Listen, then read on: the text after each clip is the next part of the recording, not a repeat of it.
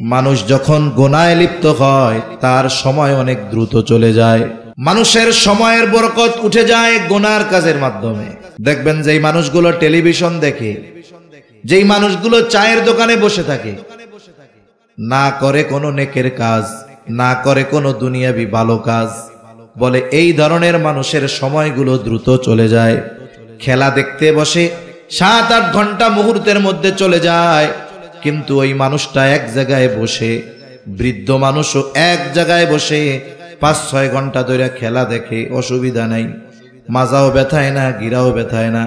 ওই লোকটাই যখন মসজিদে গিয়ে 15 মিনিট বসে থাকা লাগে, একটু পরে মাজা, কোমর, হাঁটু আর গিরার ব্যথা শুরু হয়ে যায়, ঠিক না?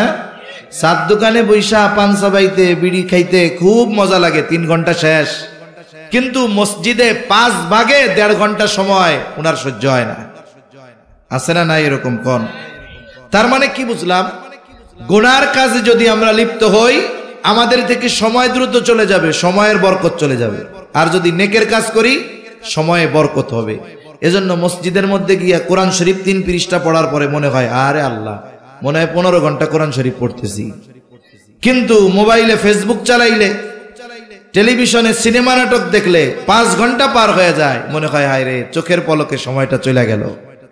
সেজন্য আমরা যদি সময়ের বরকত চাই, এই সময়গুলোকে গুনাহ থেকে বাঁচাতে হবে। বলেন ইনশাআল্লাহ, তৌফিক দান করেন। ততক্ষণ কিয়ামত সংগঠিত হবে না যতক্ষণ না ভূমিকম্প বেশি বেশি হবে, ওয়াতাকসুরাজ জালাজিল। এরপরে নবীজি বলেন 3 নাম্বার, ওয়ায়াতাকারাবাজ জামান। বলেন ততক্ষণ কিয়ামত সংগঠিত হবে না যতক্ষণ না জামান তথা সময় সংকুচিত না হয়ে যাবে। কিয়ামতের আগে সময় সংকুচিত হয়ে যাবে। হাদিসের মধ্যে আসছে, নবীজি সাল্লাল্লাহু আলাইহি ওয়াসাল্লাম বলেন, এক যুগকে কেমন যেন 1 বছরের ন্যায় মনে হবে, বছরকে কেমন যেন মাসের ন্যায় মনে হবে, মাসকে কেমন যেন সপ্তাহের ন্যায় মনে হবে, সপ্তাহকে কেমন যেন দিনের মতো মনে হবে, একদিনকে কেমন যেন 1 ঘন্টার মতো মনে হবে, 1 ঘন্টাকে কেমন যেন 1 মিনিটের মতো মনে হবে, 1 মিনিটকে কেমন যেন 1টা সেকেন্ডের মতো মনে হবে। কিয়ামতের আগে বারবার জুমাবার আসবে, শুধু শুক্রবার আসতে থাকবে। এর দ্বারা কি বোঝা যায়? সময় দ্রুত আমাদের থেকে চলে যাচ্ছে, সময় অতি দ্রুত আমাদের থেকে বিদায় নিচ্ছে। এর কারণটা কি? অথচ অতীতের মানুষের কথা আমরা শুনি যে পায়ে হেঁটে হাজার হাজার মাইল সফর করছে। ইমাম গাজ্জালী রাহমাতুল্লাহি আলাইহি, ওনার জীবনী পড়লে মনে হয় উনি সারা জীবন শুধু হাঁটছেন। যখন সফরের কথা পড়া হয়, আবার যখন ওনার লেখার কথা পড়া হয়, মনে হয় উনি সারা জীবন শুধু লেখছে। কিন্তু অনেক লম্বা হায়াত পাইছেন তা না, 50-এর কোঠায়, 50 থেকে 60-এর মধ্যে উনি ইন্তেকাল করছে। এই অল্প সময়ের মধ্যে আল্লাহ তাআলা ওনার মাধ্যমে কত খেদমত নিছে। অতি দূরে যাওয়ার দরকার নাই। আমরা আমাদের উপমহাদেশের অন্যতম মুহাক্কিক আলেম হাকিমুল উম্মাত শাহ আশরাফ আলী থানভী রাহমাতুল্লাহি আলাইহি, উনি ওনার জীবদ্দশায় যত কিতাব লিখছে, উনি জীবদ্দশায় যত কিতাব লিখছেন, ওই সময় তো লেখা এত আধুনিক ছিল না। এখন তো মানুষের লেখা কলম দিয়াও লেখা লাগে না, মোবাইলের মধ্যে শুধু মুখ দিয়া বললে হয়, মুহূর্তের ভিতরে লেখা ওইখানে উঠা যায়, ঠিক কিনা বলেন? ওই সময় বাঁশের কঞ্চি দিয়া কলম বানানো লাগতো, কালি বানানো লাগতো, কত ঝামেলা। ওই জামানায় উনি এত পরিমাণ কিতাব লিখছে যে এই জামানায় আমরা এগুলো পড়াও শেষ করতে পারতেছি না, ঠিক কিনা কোন? এই যে ওনারা সময়ের বরকত পাইছে, কিন্তু আমাদের সময় দ্রুত আমাদের থেকে চলে যাচ্ছে। জাস্টিস মুফতি তকি উসমানী দামাত বরকাতুহুমুল আলিয়া হযরত সময়ের মূল্য নিয়ে আলোচনা করতে গিয়ে একটা কথা বলছেন যে মানুষের থেকে সময় দ্রুত চলে যায়, অথচ মানুষ যদি চায় ওই সময়কে সে নিয়ন্ত্রণ করে ফেলতে পারে। ঘড়ির কাঁটা তো ঘুরতে থাকবে, কিন্তু সময় আবার আমি নিয়ন্ত্রণে আনবো কেমনে? মানুষের সময়ের বরকত উঠে যায় গুনার কাজের মাধ্যমে। মানুষ যখন গুনায় লিপ্ত হয় তার সময় অনেক দ্রুত চলে যায়। দেখবেন যেই মানুষগুলো টেলিভিশন দেখে, যেই মানুষগুলো চায়ের দোকানে বসে থাকে, না করে কোনো নেকের কাজ, না করে কোনো দুনিয়াবি ভালো কাজ, বলে এই ধরনের মানুষের সময়গুলো দ্রুত চলে যায়। খেলা দেখতে বসে 7-8 ঘন্টা মুহূর্তের মধ্যে চলে যায়, কিন্তু ওই মানুষটা এক জায়গায় বসে, বৃদ্ধ মানুষও এক জায়গায় বসে 5-6 ঘন্টা ধরে খেলা দেখে, অসুবিধা নাই, মাজাও ব্যথায় না, গিরাও ব্যথায় না। ওই লোকটাই যখন মসজিদে গিয়ে 15 মিনিট বসে থাকা লাগে, একটু পরে মাজা, কোমর, হাঁটু আর গিরার ব্যথা শুরু হয়ে যায়, ঠিক না?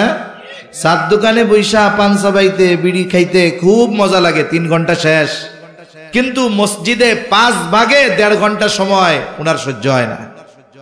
আছে না নাই এরকম কোন? তার মানে কি বুঝলাম? গুনার কাজে যদি আমরা লিপ্ত হই, আমাদের থেকে সময় দ্রুত চলে যাবে, সময়ের বরকত চলে যাবে। আর যদি নেকের কাজ করি, সময়ে বরকত হবে।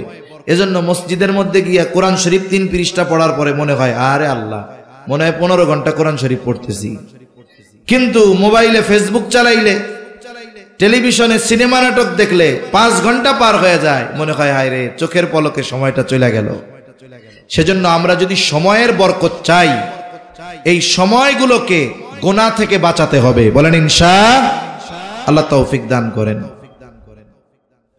রাসূলুল্লাহ সাল্লাল্লাহু আলাইহি ওয়াসাল্লাম বলেন, ওয়া তাকারাবাজ জামান, কিয়ামতের আগে সময় সংকুচিত হয়ে যাবে। ওয়া তাযহারাল ফিতান, কিয়ামতের আগে ফিতনা প্রকাশ পাবে। সবচাইতে বড় ফিতনা দাজ্জালের আবির্ভাব ঘটবে। দাজ্জাল আগমনের আগ পর্যন্ত কিয়ামত সংগঠিত হবে না। দাজ্জাল তো সবচেয়ে বড় ফিতনা, কিন্তু দাজ্জালের আগেও ফিতনা একের পর এক সংগঠিত হতে থাকবে। এই জামানায় আমরা কম ফিতনার মুখোমুখি হই না। বারবার ইমানি পরীক্ষা আমাদের সামনে আসে, নতুন নতুন ঈমান ধ্বংস করে নেওয়ালা মতবাদের আবির্ভাব আমাদের সামনে ঘটে, ঠিক কিনা বলেন? একের পর এক ফিতনা আসে। এখন এই ফিতনা থেকে বাঁচবো কেমনে? রাসূলুল্লাহ সাল্লাল্লাহু আলাইহি ওয়াসাল্লাম আমল শিখায় দিয়েছেন। দাজ্জালের ফিতনা থেকে বাঁচার জন্য আমল নবীজি শিখায় দিয়েছেন। জুমার দিন সূরা কাহাফের তিলাওয়াত। কোন সূরা? জোরে কোন? সূরা কাহাফ। আল্লাহর নবী সাল্লাল্লাহু আলাইহি ওয়াসাল্লাম জানায় দেন, কমপক্ষে যদি সূরা কাহাফের 10 আয়াত আমাদের মুখস্থ থাকে, ওই 10 আয়াতের উপরে যদি কমপক্ষে আমি আপনি আমল করি, আল্লাহ তাআলা আশা করা যায় দাজ্জালের ফিতনা থেকে আমাদের হেফাজত করবে। আর যার একটু সময় আছে, পড়তে পারে, সে পুরোটাই পড়বে। বুজুর্গানে দিন বলেন, সূরা কাহাফের পাওয়ার কত? বলে এই সূরা তিলাওয়াত করলে দাজ্জালের মতো বৃহৎ ফিতনা থেকে হেফাজতে থাকা যায়। যেই আমল দাজ্জালের মতো বৃহৎ ফিতনাকে সরায়া দিতে পারে, ফিতনা থেকে উম্মতকে বাঁচাতে পারে, সেই আমল আশা করা যায় দাজ্জাল আগমনের আগে যত ফিতনা আছে সব ফিতনা থেকে উম্মতকে হেফাজত করবে। এজন্য বর্তমানের ফিতনা, আগামীর ফিতনা থেকে যদি আমরা বাঁচতে চাই, আমাদের জীবনের এক অবিচ্ছেদ্য অংশ বানাতে হবে সূরা কাহফের কমপক্ষে প্রথম 10 আয়াতকে। কোন ইনশাআল্লাহ? ইনশাআল্লাহ এখানে কইয়া যাওয়ার সময় ফেরত দিয়া চলে যায় না। আমাদের বেঁচে থাকার জন্য খাবার যত না জরুরি, তার চাইতে শ্বাস প্রশ্বাস বেশি জরুরি। আমরা সবাই যদি চিন্তা করি, আল্লাহ যদি হায়াত রাখে, আগামী দিন না খায়া থাকবো, হায়াত থাকলে মরবো না। কিন্তু বলেন তো, কেউ এই জায়গায় আছেন যে 5টা মিনিট শ্বাস নিবেন না অথবা ছাড়বেন না, বন্ধ করে রাখবো, নাক মুখ চেপে ধইরা, যে 5 মিনিট আপনি বাইচা থাকবেন 5 মিনিট পরে? তাহলে ওই খাবার আমাদের জন্য বেশি প্রয়োজন নাকি শ্বাস প্রশ্বাস বেশি প্রয়োজন? এই শ্বাস প্রশ্বাসকে আমি আপনি আমার আপনার জীবনের জন্য যত গুরুত্বপূর্ণ মনে করি, তার চাইতে বেশি গুরুত্বপূর্ণ বানায় ফেলবো সূরা কাহফের এই আমলটাকে। তাহলে আশা করা যায় আগত অনাগত যত ধরনের ফিতনা আছে এই ফিতনাগুলো থেকে ইনশাআল্লাহ আল্লাহ আমাদের হেফাজত করবে। মনে থাকবে তো ইনশাআল্লাহ? এক মজমার সব কথা মনে থাকে না, রাখাও সম্ভব নয়, তবে একটা দুইটা কথা মনে রাখতে হয়, এগুলো আমলে পরিণত করতে হয়। আপনি এক বছরে সেপ্টেম্বর শুরু হয়েছে, গাজীপুর হলো এমন এক জেলা বাংলাদেশের সবচাইতে বেশি মাহফিল হয় এই জেলায়। করোনার মধ্যে একমাত্র জেলা যেই জায়গায় মাহফিলে বাধাবুধা হয় নাই, গাজীপুরে চলছে। তাহলে সেপ্টেম্বর 19 তারিখ আজকে, তাই না? না 19 তারিখ নাকি? একেবারে রোজা পর্যন্ত দেখা যাবে এক একজন 100 মাহফিল শুনছেন। এক একটা মাহফিল থেকে যদি এক একটা কথা আমি আমার জীবনের জন্য না নিতে পারি, এই যে সময় ব্যয় করে বসে থাকলাম, তাহলে লাভটা হইলো কোথায়? এজন্য এই আমলটা মনে থাকবে তো ইনশাআল্লাহ? নিজেরা গুরুত্ব দিয়ে শিখবো, মুখস্থ করার চেষ্টা করব। জুমার দিন 5-10 মিনিট সময় লাগলো, আমরা ওইটা পড়া নিব। পরিবারের অধীনস্থ যারা আছে এদেরকেও মুখস্থ করাবো ইনশাআল্লাহ। রাসূলুল্লাহ সাল্লাল্লাহু আলাইহি ওয়াসাল্লাম 5 নম্বরে বলেন ওয়া তাকসুরাল হারজ ওয়া হুয়াল কাতলুল কাতল। কিয়ামতের আগে হারজ বেড়ে যাবে, হত্যাকাণ্ড বেড়ে যাবে। সাহাবায়ে কেরাম জিজ্ঞাসা করলো, ইয়া রাসূলুল্লাহ সাল্লাল্লাহু আলাইহি ওয়াসাল্লাম, আমরা তো প্রতি বছর হাজার হাজার মুশরিকদেরকে হত্যা করি, ওইটা তো যুদ্ধের ময়দানে করা হয়। নবীজি সাল্লাল্লাহু আলাইহি ওয়াসাল্লাম বলেন, এটা ওই হত্যাকাণ্ড নয় যেটা তোমরা যুদ্ধের ময়দানে করে থাকো, বরং তোমাদের পরস্পরের মধ্যে তথা মুসলমানদের নিজেদের মধ্যে হত্যাকাণ্ড বেড়ে যাবে। কিয়ামতের আগে হত্যাকাণ্ড এত পরিমাণ বাড়বে। নবীজি সাল্লাল্লাহু আলাইহি ওয়াসাল্লাম আরেক বর্ণনার মধ্যে আসছে, নবীজি বলেন, যে হত্যা করবে, যাকে হত্যা করবে সে জানবে না যে কেন আমাকে হত্যা করা হলো, আর যারা হত্যা করবে তারাও জানবে না এই ব্যক্তিকে কেন হত্যা করলাম। কারণবিহীন হত্যাকাণ্ড বেড়ে যাবে, বিচার বহির্ভূত হত্যাকাণ্ড বেড়ে যাবে। নবীজি বলেন, এটা যুদ্ধের ময়দানে তোমরা মুশরিকদের সাথে যুদ্ধ করো, যেই হত্যাকাণ্ড এটা নয়, বরং এটা হলো নিজেদের মধ্যে। প্রতিবেশী প্রতিবেশীকে হত্যা করবে। আরেক বর্ণনায় আসছে, কিয়ামত ততক্ষণ আসবে না যতক্ষণ না এক প্রতিবেশী তার প্রতিবেশীকে হত্যা না করবে। অথচ দেখুন, ইসলাম আমাদের শিক্ষা দেয় প্রতিবেশীর সাথে ভালো আচরণ করা, প্রতিবেশী যেন আমার কাছে নিরাপদ থাকে, এই শিক্ষা দেয় ইসলাম। অথচ সবচাইতে বড় দুশ্মনী থাকে প্রতিবেশীর সাথে, জমি নিয়ে ঠেলাঠেলি গালি। ও কয় তোর মধ্যে আমার 15 হাত, ও কয় তোর মধ্যে আমার 20 হাত। আছে না নাই বলেন? আছে আছে। অথচ প্রতিবেশীর সাথে সম্পর্ক ভালো থাকা দরকার। নবীজি বলেন, একজন আর একজন প্রতিবেশী একজন একজনকে হত্যা করবে, চাচা ভাতিজাকে, ভাতিজা চাচাকে হত্যা করবে। এইভাবে পারস্পরিক হত্যাকাণ্ড বাড়তে থাকবে। বর্তমান দুনিয়ায় মুসলমানদের উপরে কত জুলুম। এরপরেও সমীকরণ হলো, প্রতি বছর গোটা পৃথিবীতে অমুসলিমদের হাতে যত মুসলিম মারা যায়, তার চাইতে অগণিত গুণ বেশি মুসলমান আরেক মুসলমানের হাতে মারা যায়। প্রতি বছর অমুসলিমেরা যতজন মুসলমানকে হত্যা করে, এর চাইতে বেশি মুসলিম হত্যা হয় মুসলিমদের মাধ্যমে। এই যে দেশে যে রাজনৈতিক হত্যাকাণ্ড হয়, বিভিন্ন দলাদলির কারণে হত্যাকাণ্ড হয়, চুরি ছিনতাইয়ের হত্যাকাণ্ড হয়, এগুলো সব হারজের অন্তর্ভুক্ত। এই যে মুসলমানদের পারস্পরিক হত্যাকাণ্ড বেড়ে গেল, এটা কিয়ামতের আগে বেড়ে যাবে, সময়ের সাথে সাথে আরো বাড়তে থাকবে, স্বাভাবিক। অথচ দেখুন, একজন মুসলমানের জানমাল আর একজন মুসলমানের হাতে নিরাপদ থাকার কথা ছিল। আপনার রক্ত আমার থেকে নিরাপদ, আপনার রক্ত আমার জন্য হারাম, মানে সম্মানিত। আমি আপনাকে রক্তাক্ত করতে পারবো না। এক মুসলমান অপর মুসলমানের উপরে আঘাত করতে পারবে না। যেই মুসলমান আর এক মুসলমানের উপরে আঘাত করে, সে প্রকৃত মুসলমান হতে পারে না। গরু খাইলেই মুসলমান হয় না, মুসলমানে নিলেই মুসলমান হয় না। রাসূলুল্লাহ সাল্লাল্লাহু আলাইহি ওয়াসাল্লাম বলেন, আল মুসলিমু মান সালিমাল মুসলিমুনা মিন লিসানিহি ওয়া ইয়াদিহি। নবীজি সাল্লাল্লাহু আলাইহি ওয়াসাল্লাম বলেন, প্রকৃত মুসলমান হলো সে যার জবান এবং হাতের অনিষ্ট থেকে অপর মুসলমান নিরাপদ থাকে। আমার জবান এবং হাত থেকে আরেক মুসলমান ভাই অনিরাপদ, আর আমি তাহাজ্জুদ পড়ি, বলে তাহাজ্জুদ গুজার হইতে পারি ঠিক, কিন্তু মুসলমান হওয়া যাবে না। রাসূলুল্লাহ সাল্লাল্লাহু আলাইহি ওয়াসাল্লাম বলেন, সিবাবুল মুমিনি ফুসুকুন ওয়া কিতালুহু কুফর। একজন মুমিনকে গালি দেওয়া এটা বড় অন্যায়, ফাসিকি, পাপাচার, পাপের কাজ। হত্যা করা এটা কুফুরির শামিল।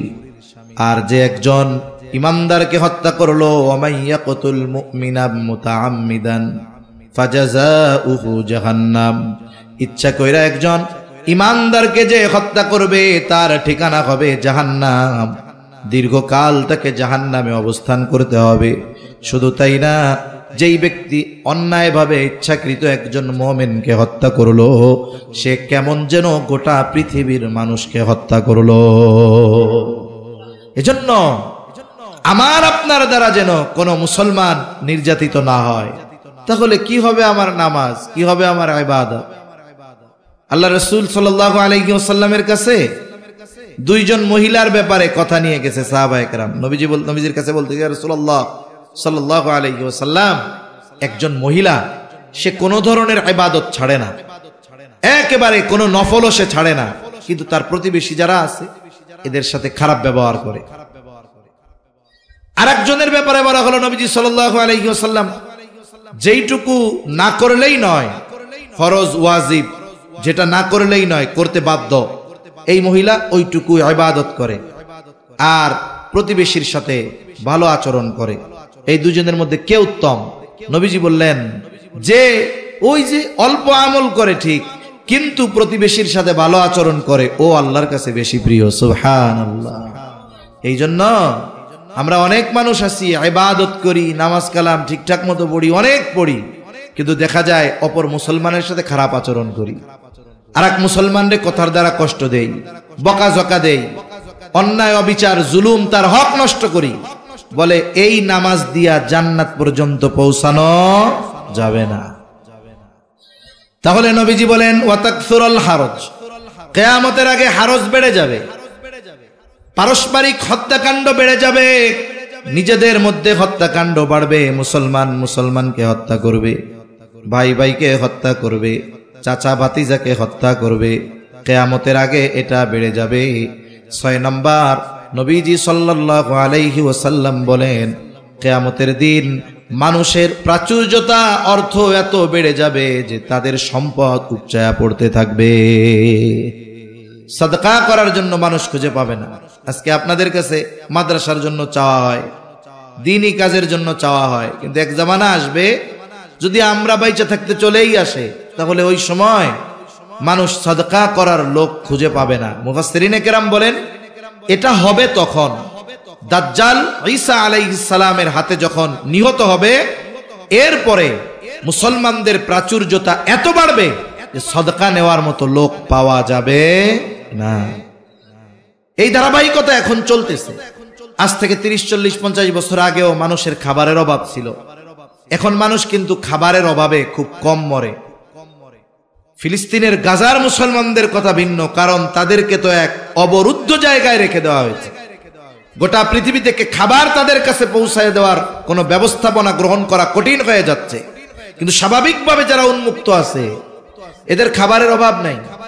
বরং সমীকরণ তো এটা বলে যে শুধুমাত্র আরবে প্রতি বছর যেই পরিমাণ খাবার অপচয় হয়, এটা যদি পৃথিবীর অভুক্ত মানুষের কাছে পৌঁছায় দেওয়া হয়, তাহলে পৃথিবীর একটা মানুষ আর অভুক্ত থাকবে না, সব পেট পুরে খাইতে পারবে।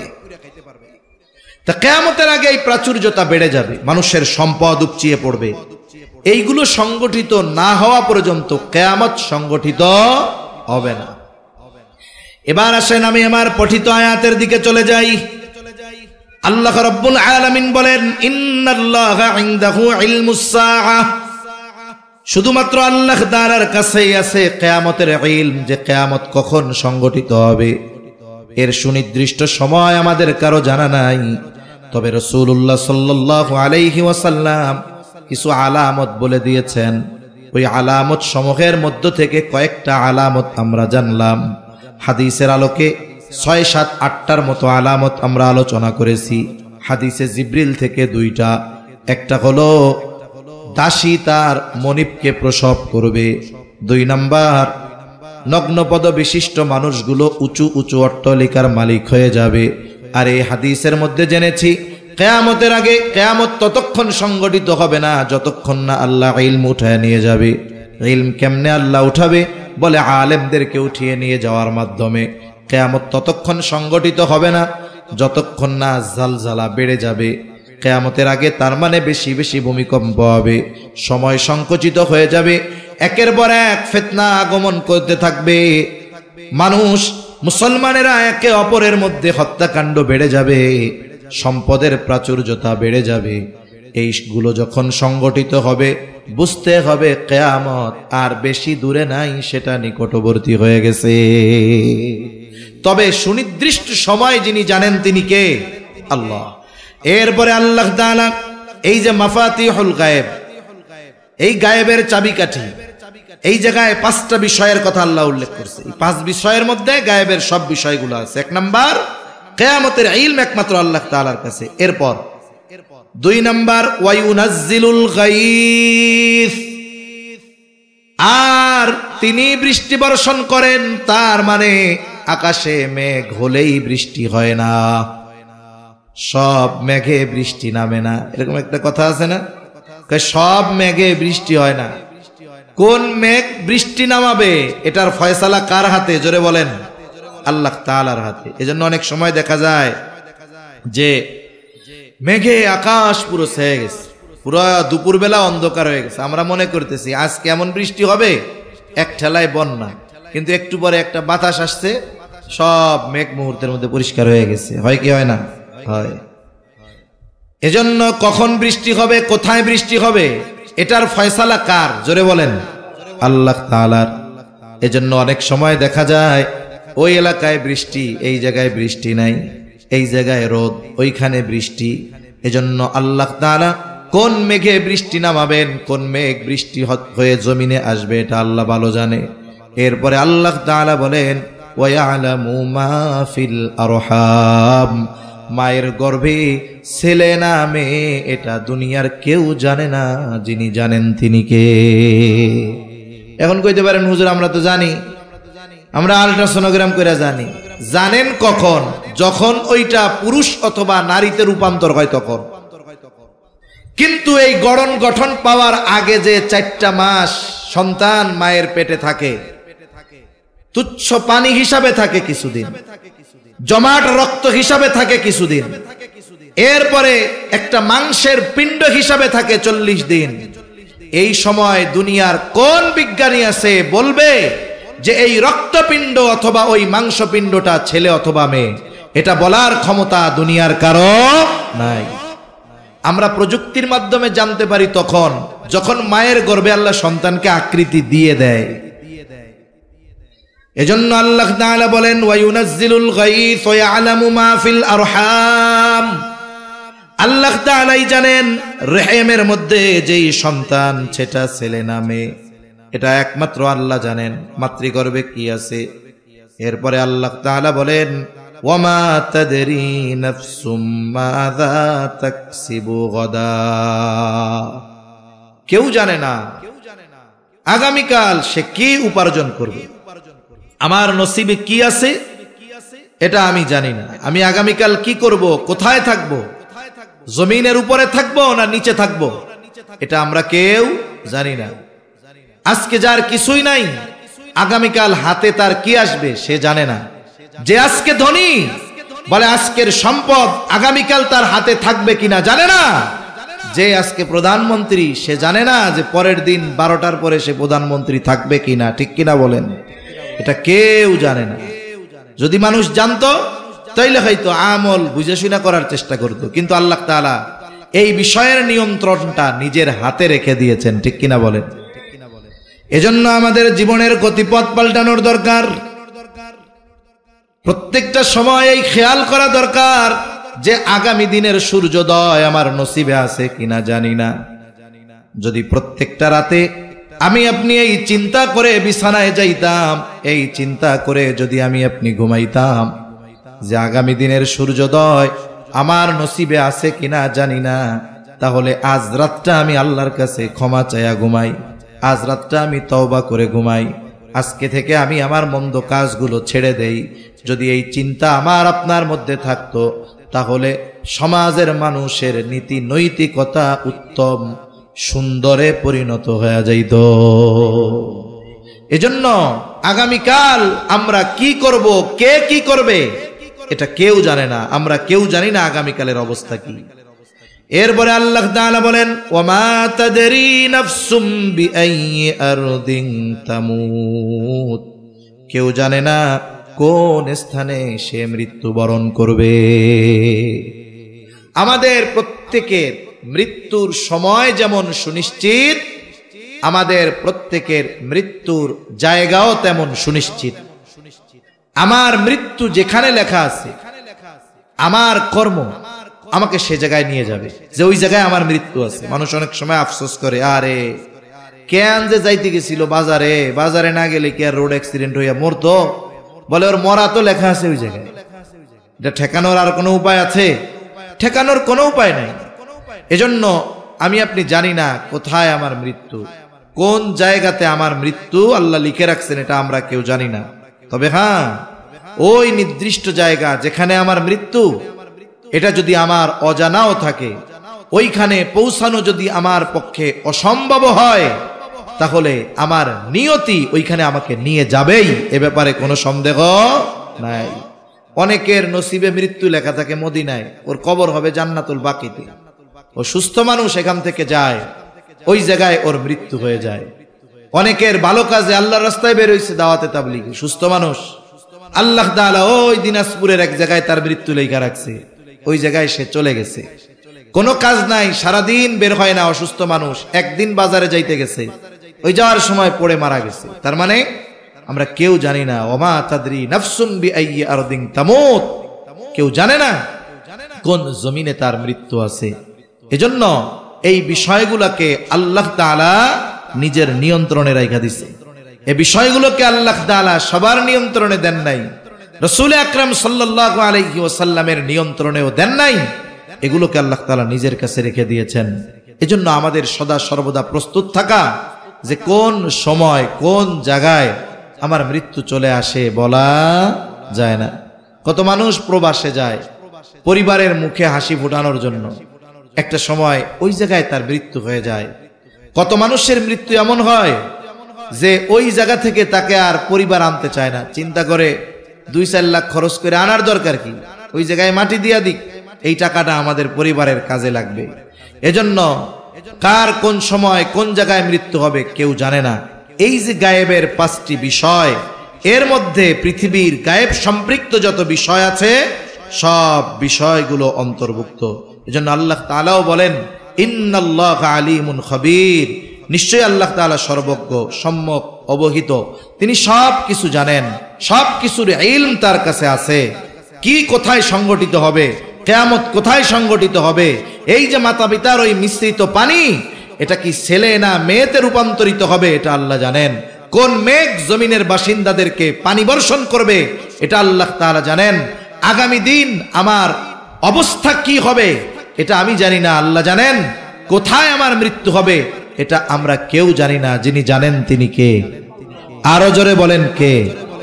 এই যে এক অজানার পথে আমরা ছুটে চলছি, এই যে এক অনন্ত পথযাত্রা আমাদের শুরু হয়েছে, মরার পরে হবে আরো বেশি।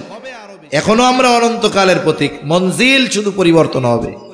পথ তো চলতেছি, এখন আছি দুনিয়ায়, ওই সময় মঞ্জিল পরিবর্তন হবে ইন্তেকালের মাধ্যমে কবরে, ওইখান থেকে আলমে বরজক, ওইখান থেকে আবার হাসরের ময়দানে আবার মঞ্জিল পরিবর্তন হবে, কারো জান্নাত কারো জাহান্নাম।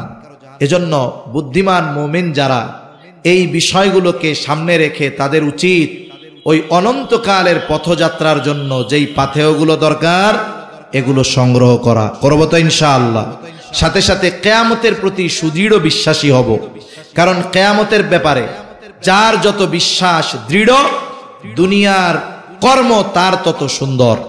কারণ কারো অন্তরে যদি এই ভয় থাকে যে আমি দুনিয়ায় কোনো অন্যায় যদি করি, অপরাধ যদি করি, দুনিয়ার আইন হয়তো আমারে শাস্তি দিতে পারবে না, দুনিয়ায় হয়তো কারো সামনে আমার জবাবদিহিতার কাঠগড়ায় দাঁড়াতে হবে না, কিন্তু আল্লাহর সামনে আমার কিয়ামতের দিন জবাবদিহিতার কাঠগড়ায় দাঁড়ানো লাগবে।